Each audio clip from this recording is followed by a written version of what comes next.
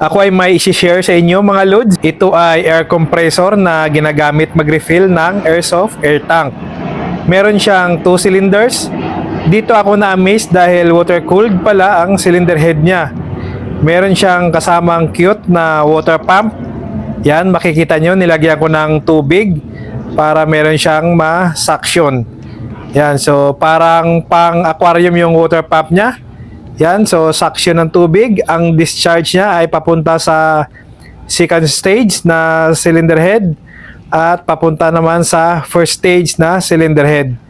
Yan, tapos ang return niya ay babalik din doon sa suction niya. So dito ako na-amaze dahil ang liit ng kanyang cylinder head. Yan. So dalawa yung cylinder head niya. Yan yung suction. Meron siyang first stage. Yan yung suction niya. At i-discharge niya naman dito sa second stage. Yan yung pangalawang cylinder head. At yung hangin ay papunta na sa regulator at papasok na doon sa air bottle natin. Yan. So yan yung ginagamit sa airsoft, no? Yung pang mga HPA na gun. Yan. So kinakagahan natin dahil wala nang laman yung tangke natin.